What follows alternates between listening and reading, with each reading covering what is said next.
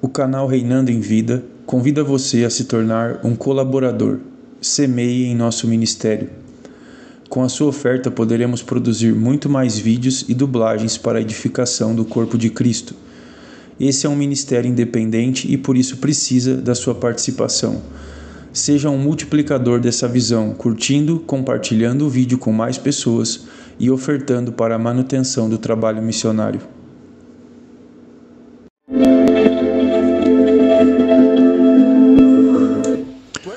Bem-vindo a essa lição em que nós vamos falar sobre o chamado de Jesus e como o chamado que Jesus nos deu é o mesmo atualmente. O que Jesus disse na Bíblia é o mesmo para você e para mim que vivemos hoje. O segundo capítulo do meu livro, O Chamado de Jesus, se chama Os 12 e os 70. Nesse capítulo eu mostro que há uma diferença entre o que Jesus disse aos 12 e o que ele disse aos 70. Mas não vamos focar muito sobre isso aqui. Você precisa ler o livro para saber qual é a diferença. O que nós precisamos entender é que o chamado de Jesus, que o chamado que Jesus deu lá atrás é o mesmo para nós hoje. O que Jesus disse aos 12 e aos 70 é para você e para mim que vivemos atualmente. Mas antes de olharmos Lucas 10, tente imaginar o seguinte: que você andou com Jesus por 3 anos e meio e agora Jesus quer te deixar, ele quer dizer algo a você. As últimas palavras de Jesus na terra, eu creio que realmente revelam o seu coração de uma maneira muito, muito especial. E nós podemos ler essas últimas palavras dele na terra no final dos evangelhos de Mateus e de Marcos. Em Mateus 28, do 18 ao 20, Jesus diz as suas últimas palavras, e ele disse assim: Foi-me dada toda a autoridade nos céus e na terra. Portanto, vão e façam discípulos de todas as nações, batizando-os em nome do Pai, do Filho e do Espírito Santo, ensinando-os a obedecer a tudo o que eu ordenei a vocês. E eu estarei sempre com vocês até o fim dos tempos. Essas foram as últimas palavras de Jesus no Evangelho de Mateus. As últimas palavras de Jesus no livro de Marcos diz assim: Vão pelo mundo todo e preguem o Evangelho a toda criatura. Quem crer e for batizado será salvo, mas quem não crer será condenado. Esses sinais acompanharão os que crerem. Em meu nome expulsarão demônios, falarão em novas línguas, pegarão em serpentes, e se beberem algum veneno mortal não lhes fará mal nenhum. Imporão as mãos sobre os doentes e eles serão curados. Essas foram as últimas palavras de Jesus na terra. E isso revela o coração de Jesus. Não apenas o coração dele naquele tempo, mas isso revela o coração dele hoje. Por quê? Porque ele não mudou, ele é o mesmo. Nós talvez mudamos, as igrejas mudaram, o foco mudou. Mas Jesus ele é o mesmo, ontem, hoje e eternamente. E o que ele disse lá é o mesmo que ele diz a nós hoje. Jesus morreu pelo mundo todo, não apenas por você e por mim. Jesus morreu por cada um lá fora, e esse é o coração dele. Ele veio para encontrar, para buscar os que estão perdidos. E há uma coisa que ele disse no final do livro de Mateus que eu gostaria de ler novamente. Primeiramente, ele disse no final do livro de Mateus: Foi-me dada toda a autoridade no céu e na terra. Portanto, vão e façam discípulos de todas as nações. Mas a pergunta é, como? Como nós fazemos isso? Como é que saímos e fazemos discípulos de todas as nações? Nós saímos, encontramos um prédio, conseguimos uma boa igreja e uma ótima banda de adoração, e esperançosamente os pecadores vão vir até nós. Foi assim que Jesus disse para fazermos? Eu não digo que é errado em si, mas isso não é o que Jesus disse para fazer. O que nós frequentemente esquecemos é que Jesus nos disse: vão e façam discípulos de todas as nações. Ele também explicou o modo como ele queria que eles fossem. O modo como ele queria que eles e nós fizéssemos discípulos de todas as nações. Nós frequentemente esquecemos que Jesus disse muito mais que apenas vão. Vamos olhar novamente e ler um pouco mais profundo Mateus 28. Ele disse: Foi-me dada toda a autoridade nos céus e na terra, portanto vão e façam discípulos de todas as nações, batizando-os, então vem, ensinando-os a observar ou obedecer tudo o que eu ordenei a vocês. Jesus queria que aqueles discípulos fizessem discípulos de todas as nações, os batizassem e os ensinassem a obedecer tudo que ele tinha ordenado. Isso é o que Jesus ordenou aos seus discípulos. Não apenas em Mateus 28, mas enquanto ele esteve andando com eles pela terra. Quando ele deixou a terra, Jesus disse: agora, o que eu ensinei a vocês, vocês irão e farão discípulos de todas as nações. Os batizarão e os ensinarão a obedecer as mesmas coisas. Então, você vai e faz discípulos de todas as nações e os ensina a obedecer. E agora nós estamos aqui. E é o mesmo para você e para mim. O que Jesus ordenou a eles não mudou. A ordem não mudou. É o mesmo para você e para mim que vivemos hoje. Minha pergunta é, por que nós não fazemos isso? Por que estamos tão focados em sair lá fora, obter um prédio, conseguir pessoas para virem à igreja? Porque isso não foi o que ele mandou. Porque nós estamos tão ocupados fazendo outras coisas ao invés de fazermos o que ele mandou fazer na Bíblia. Parece até que isso mudou, mas quando mudou? Isso mudou nos anos 500? Mudou nos anos 1500? Isso mudou quando entramos nos anos 2000? E de repente Jesus mudou e disse: pare, eu não quero mais que você faça o que eu disse para fazer, ao invés disso eu quero que você faça aquilo. Não, mas vamos ser honestos. A maioria das pessoas atualmente estão ocupadas com igrejas, ocupadas com as atividades da igreja, com os programas da igreja, com tantas coisas. Mas na verdade elas não estão obedecendo ao que lemos em Mateus. Estão tão cansadas que não tiram tempo para analisar o que realmente Jesus quer que nós façamos. E o que Jesus disse aos seus discípulos? O que Jesus disse aos seus discípulos para que nos ensinassem, para que possamos obedecer? Um dos lugares em que podemos ver o que Jesus disse aos seus discípulos, sobre o que ele queria que ensinassem a nós, e então nós obedeceríamos e ensinaríamos a outro, então eles obedeceriam também, está em Lucas 10. Então, quando nós formos ler essas palavras em Lucas 10, lembre-se que aquilo que Jesus disse a eles, ele disse a eles também, para que pudessem falar aos outros, para que nós obedecêssemos também. Então, o que Jesus disse aqui é o mesmo para nós que vivemos atualmente. E honestamente, onde encontramos nesse texto que eu irei ler aqui, que nós devemos ter boas e belas igrejas, com bandas de louvor profissionais, e que se tivermos uma boa banda de adoração, um bom prédio, a colheita vai vir até nós.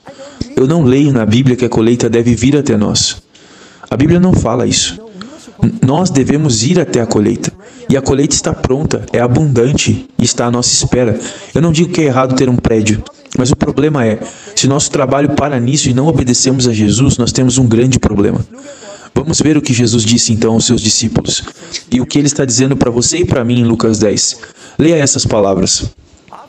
Depois disso, o Senhor escolheu outros 70 homens e os mandou ir de 2 em 2 à sua frente para todas as cidades e lugares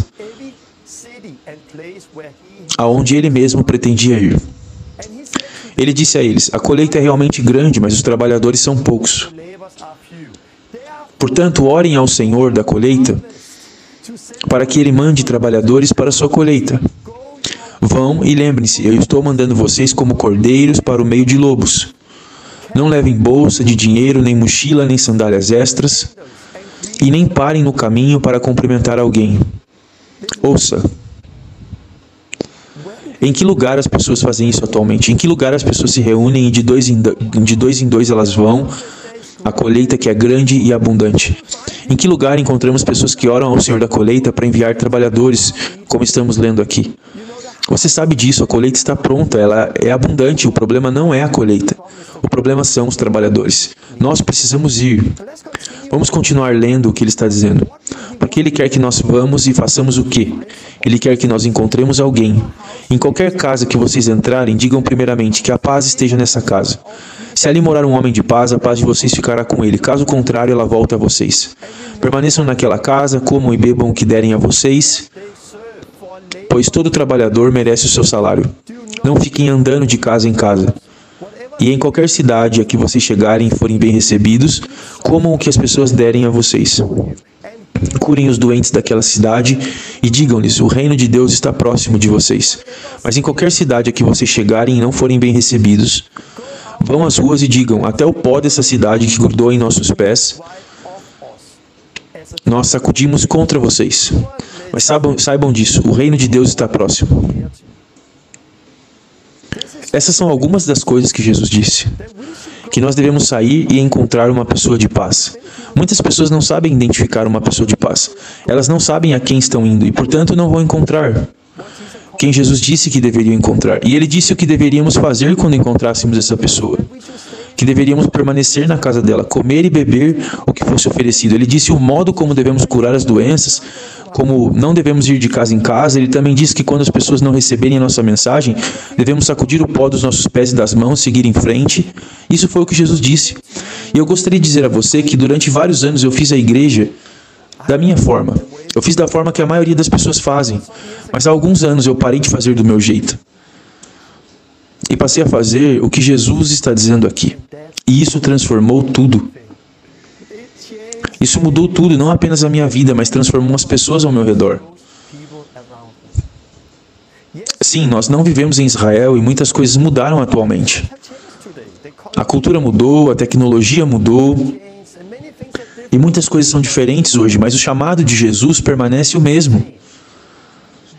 E há uma coisa que acontece quando nós obedecemos Jesus. Alegria, nós experimentamos alegria, regozijamos quando Deus está nos usando. E após Jesus ter enviado os seus discípulos em Lucas 10, nós podemos ler em Lucas 10:17.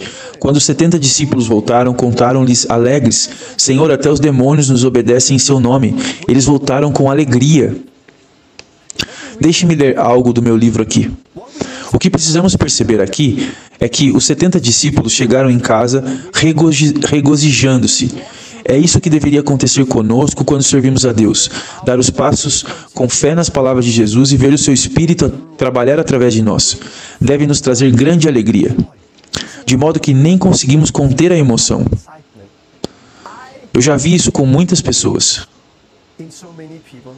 em que elas deram o primeiro passo, oraram por alguém pela primeira vez, compartilharam o evangelho com alguém pela primeira vez, batizaram alguém nas águas pela primeira vez, batizaram alguém com o Espírito Santo pela primeira vez, e elas não puderam esconder a alegria.